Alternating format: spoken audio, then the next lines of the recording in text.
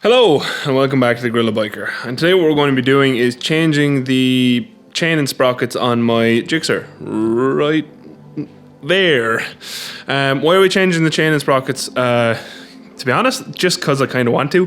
The chain obviously has been on the bike for 14 years at least, and it still has adjustment in it. It's just that, you know, why risk it? You know what I mean? Chains aren't, they're not cheap. Chain and sprockets aren't cheap, but they're also not too expensive.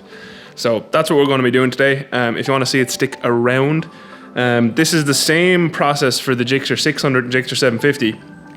If you do it the lazy way, which I am, the lazy way being, I'm just going to pop off the rear wheel and then cut the chain with the grinder, because I know the Gixxer 600s, this is the most ridiculous thing I've ever heard in a manual, right? So the Gixxer 600, one second, I need to push some stuff in the ground. These pants have no pockets left because I've put tools in them too many times over the years, so I have to take out my phone before I sit down.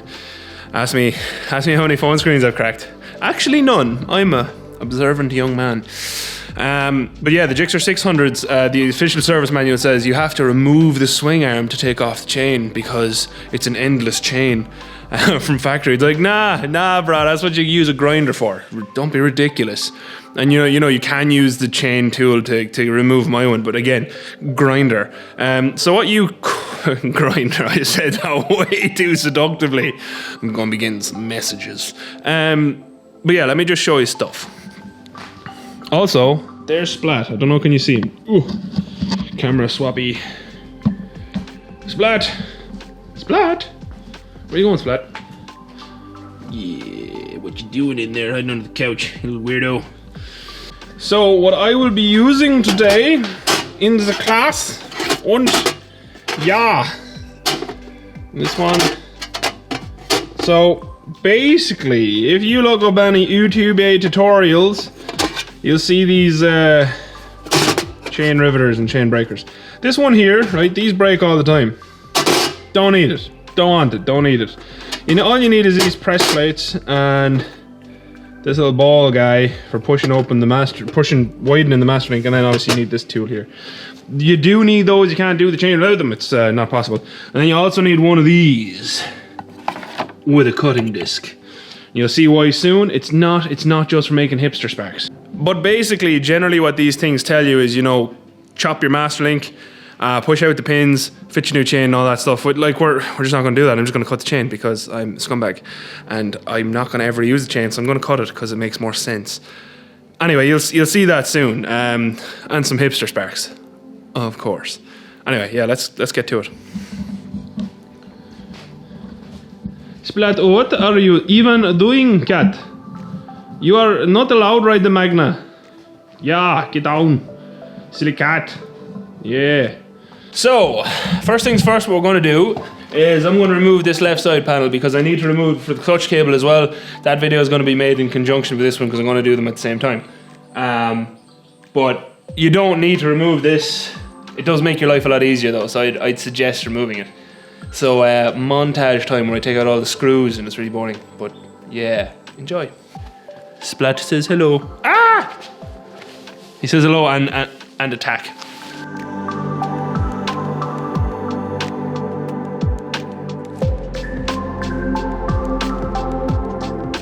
So there's two things you want to disconnect down here once you get the thing off. This guy here, this is your gear shift linkage, and you literally loosen it and slide it off. Now, check are there any markings on it. If you can't see any markings, generally I'll just put a nick of permanent black marker there, just so you can put it back on the same angle. And then also there is a switch just here. This is your speed one, so I'll show you them up close.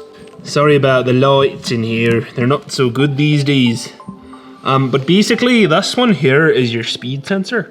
So you want to take that off, and then you also want to take off the little bolt down here and just slide that off once you mark it. So that's what I'm going to do now. I'm going to take this off, I'm going to take this off. I'm going to remove all these little bolts around here. There's one, two, there's a few of them. The sprocket cover, I think there's 1, 2, 3, 4, 5. There's a few, yeah, there's a few there. And I think that's it. So then we'll rip that off and have a look.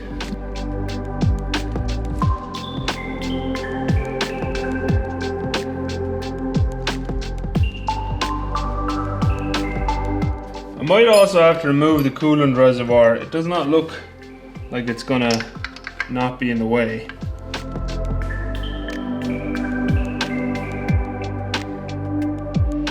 So yeah, you also definitely need to take off the coolant bottle. So that's what I've done there, and I've just, you know, can you see that? I just hung it up there. Anyway, that's done. Yeah. And then there's one more bolt here, which is nice and hidden. And all this as well is applicable to the clutch. So I don't know if that'd be a separate video anymore, to be honest, because it's going to be like right there, clutch cable, which looks pretty straightforward to change once you get in here. We shall see. Oh, I regret opening this. This is so horribly dirty. I don't know, can you see in there, but just look at it. It's horrible. It's so horrible. Yeah, that's really bad. That's really bad. Yep, we're just gonna clean that up. I forgot to show you this. Sorry. So before you do any of this, actually, you should have put the bike in gear. I forgot to put the bike in gear. Doesn't really matter, I just held the back brake. But this here comes out with an Allen. This was locking in the very front. Refocus. See that big nut on there? That one right there. Yeah, that was locking that in place, and that's a 32. So now we're going to take that off with Gertie. And this is Gertie. Gertie's about 32 and flirty. That's why she's called Gertie. Don't ask questions. So if you're like me and have no friends or family and are alone in this world, then fear not. For straddle your own bike if you're tall. If you're not tall, then sorry, this will not help you.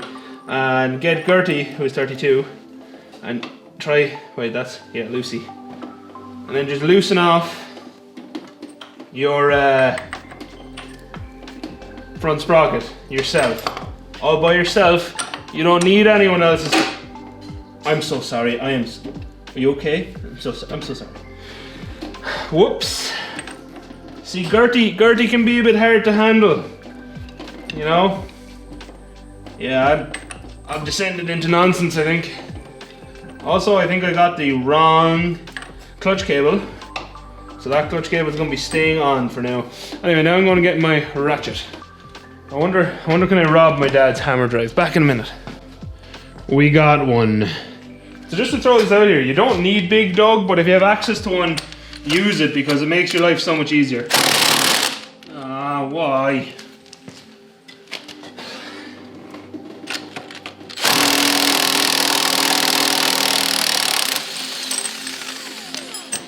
Oh, so much easier, like I said. You want to take off the rear wheel hole. That's easy enough. You just open off the rear nut.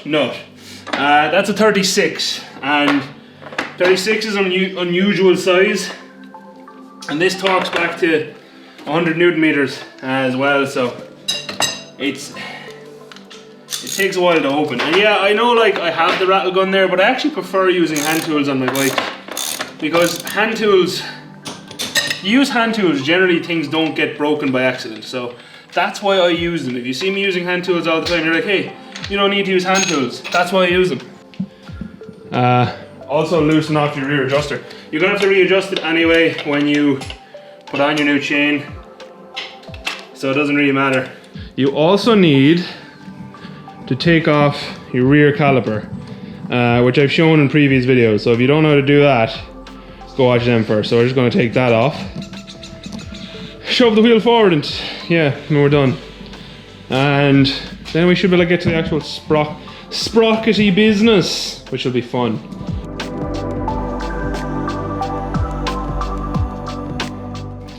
So now you can see that, like, if you were to look at this and you've never done this before, you'd be like, oh, you can just take out your chain now. Incorrect. Because your chain goes around the pivot point here of your swing arms. That's why we'll have to cut it in a minute. But first, I don't want to cut it until I know I can definitely get it back on. So that's why I want to verify these are the same. They certainly look the same. Yeah, okay, we're good. So that's the right front sprocket.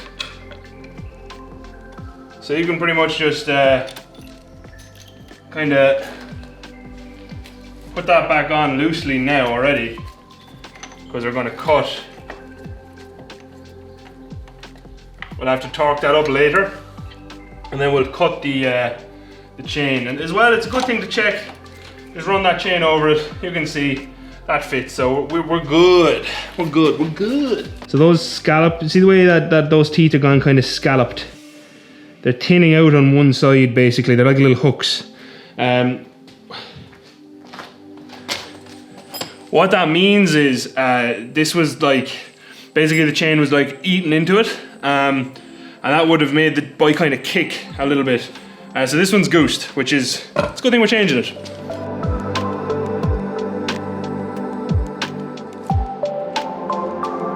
I want to show you this magnificent sight. So one thing, oh, one sec. Yeah, one thing you want to do with your new chain. So the beautiful gold one over there is our new one. And as you can see, it's the same length as our old one. Now, why is... I forgot that was on my head. Yeah.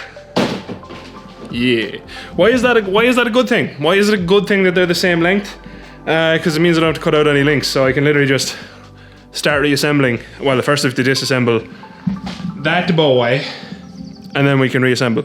But to show you down here as well, this boy here, so these ones aren't as bad as the front, but they're still not good. So if they're not good, that's bad, okay? You made me look bad, and that's not good, or something. I don't remember the quote. But now what we're going to do is just check our new rear sprocket, which is much shinier than this one. A perfect. So that should be good too. So now we just need to take all these off. Sorry folks, I'm going to the hammer drive because my arm is still sore.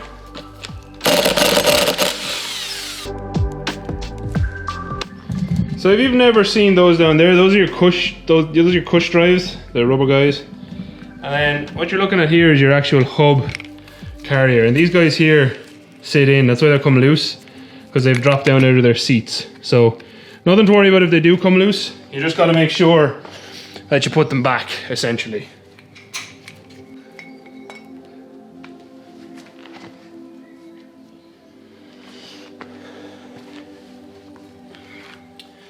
Now, so you want to just put this back on in the same orientation you took off the old one.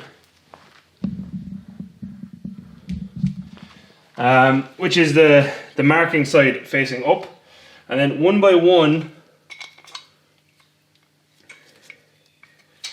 you're going to want to just tighten in these boys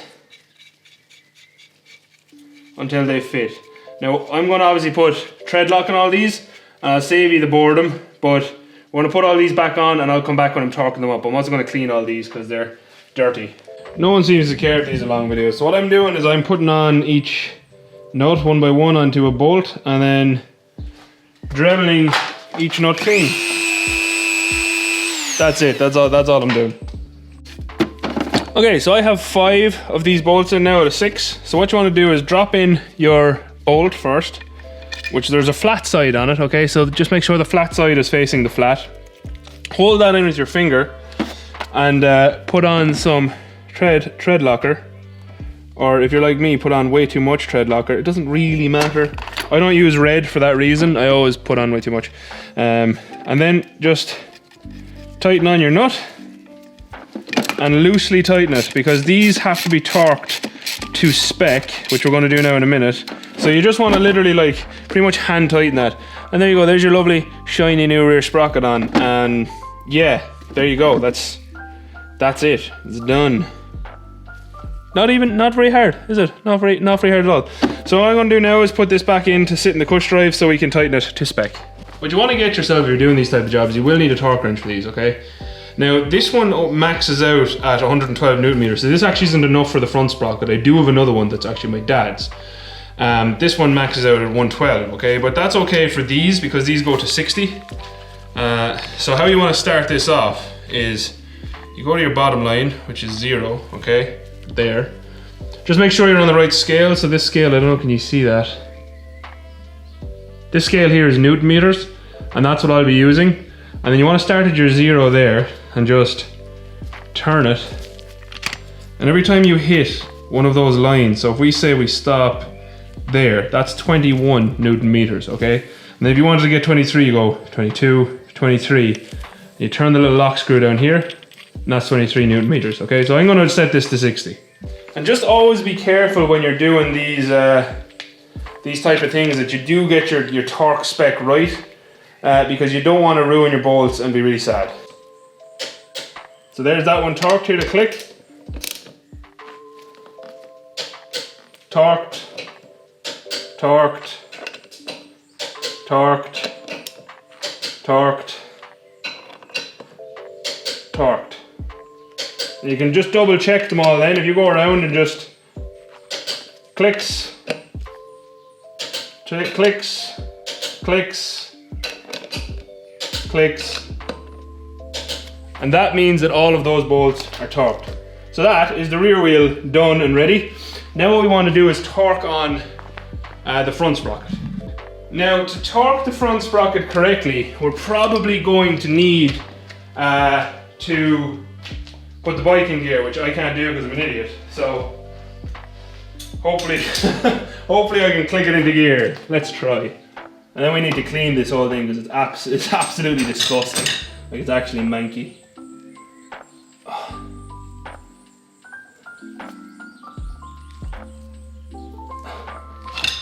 I don't think anyone ever cleaned this. Look at that. That's just 2 seconds. So I'm gonna turn off the camera and clean all this. Okay, I popped the bike into gear, and now we're going to torque up the front sprocket. Now, why am I? You're going to see me winding this for ages, okay? It's because I don't like to basically take the risk that I'm over tightening it, which you could easily do by hand. You might not notice. And yes, I know nothing in there is brilliantly clean, but it's a hell of a lot better. And none of us in this life are perfect, you know, so why would I strive for perfection? Why? Okay, so to tighten that back up, I'm gonna have to refit everything else and then tighten it because I can't torque it without the rear brake as well. So what I'm gonna do is just, in the reverse of everything I took out, pop the wheel back on and everything else, and then we'll come back for putting the chain on the bike. Stay tuned. Okay, so now our rear wheel is on, and what we're going to do is feed the chain down through. It's quite easy.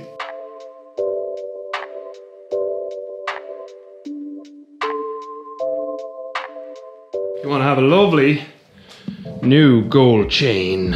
I'm getting my camera so dirty. Like that. Oh, look how good it looks. And you want your links like that right beside each other. I'm going to show you why now. This is called your master link, okay? And what you get with it is you get little rubber gaskets, you get a face plate like this, okay? And 2 more rubber gaskets. But first and foremost, these rubber gaskets are going to go in here, okay? And you want to grease the living shit out of them. So that's what we're going to do. So once you seal these, grease is never getting in here again. So like, go wild with your grease, you know what I mean? And then what we want to do is feed this in behind the sprocket. So sorry about that, the camera decided to stop recording audio for some reason, and it did it again later in the video. But what I'm doing here is I press the master link in through the back of the chain. From there then, you need to put on your 2 rubber gaskets, more grease, and then the face plate. The faceplate you then need to push on with your tool. There's 2 little slides that I explained really well in the video, I promise, that sit over your actual rivets, just to give the rivet space because you don't want to squash them. Then you want to push the faceplate on. What I do, you'll see it there with the the micrometer, what do you call those? Vernier calipers. You'll see me measure the width of the normal link that's already there on the chain, and I just push that faceplate on to give you the same width as the rest of the chain. That's how I've always done it, and it's always worked quite well for me. So that's all I was doing there, and then I fitted in the rivet spreading tool. So it's just a little ball bearing with a little hole on the far side that screw into the tool, and again just gives you space on the back for the rivet because you don't want to crush the back side, and then you get to spread that front side of the rivet. And again, you measure that with the micrometer, with the vernier calipers, and from its stock width you want to add about 0.5 millimeters to the width. That's how I've always done it, and it's always worked. So that would be what I would do. We want to just squeeze out each one of these basically. So you want to line it up with your hand. Basically get onto one of the heads there, and all we're going to do again is just wind this in basically. I like to go like 1, 2, and then back it off, because you really don't want to over tighten this. So I like to take my time in a big way.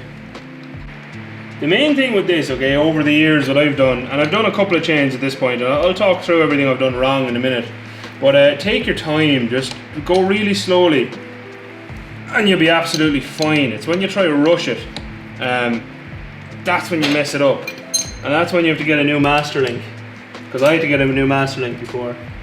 So I've decided to redo that outro because I lost all audio from the later part as well. But basically all I wanted to say was never be afraid to take on jobs like these. Like I said in the video, I over tightened my first ever master link that I did, and I had to redo it. Luckily I had assumed I was going to do that, and I ordered a spare master link. They're not expensive. If you're buying the chain your first time, you can afford to pay for that extra master link. 1 second, I really don't like my stupid head. So anyway, yeah, so basically it's a job. Don't be ever afraid of taking on these jobs, okay? Because a lot of people, they talk negatively about doing it wrong. I've done it wrong. Every single job that I've done on a bike, I've done wrong the first time. It doesn't matter. That's how you learn. Well, that's how I learn. Some people don't learn like that. Some people are perfect first time. Not me. The main thing is, really, with the chain, is just take your time torquing everything up. I did torque up the front sprocket later, but again, I missed that. I'm sorry. But basically, all I did was put the chain back on, tightened up the chain, and put the bike into gear, held the rear brake, torqued it up to 120 Newton meters. Again, not something as difficult, you just have to take your time. So yeah, look, that was really it. The main thing is, take your time. If you mess it up, don't worry about it. If you're doing it your first time, plan to mess up. Buy the extra master link. You're never gonna, there's no harm in having an extra master link there anyway, just to be on the safe side. I'm really happy with this job, by the way. I'm really happy with how the Gixxer turned out. I'm really happy with how the chain looks, and it rides lovely. I have done test rides since. A couple of other extra bits. You'll see them coming soon on the Gixxer. So stay tuned for that. A couple more garage workshop videos, hopefully, that I have audio in. I haven't checked yet. And yeah, I hope you enjoyed the video. If you found it helpful, please let me know. I'm also going to do a shortened version of this. So this one is it's long, 20 something minutes long. And it's warts and all, because that's how I like to do my workshop videos, to show, all the little mistakes I make along the way too. But I'm going to do a shortened version, just bullet points. So if you'd like to see that, let me know in the comments, because it's something I've been thinking about doing for a while. And yeah, special thank you as always to my patrons. I appreciate your support massively. Genuinely, I do. You know that anyway. I tell you all the time, but you know that. And yeah, until next time, thank you very much for watching. Please do leave a comment, hit the like button if you've enjoyed this video, if you found it helpful. And until next time, adios. Outro crew. I'm actually exceedingly annoyed about the audio. It literally switches off for no reason. Like midway through the timeline, it just is a little pop, no audio. And I know it's working now because I recorded a voiceover with the camera, because the mic on the camera is unbelievable. I hate losing audio. Video I can kind of deal with. Audio annoys me. Anyway. Anywho, I hope you enjoyed the video. Bye.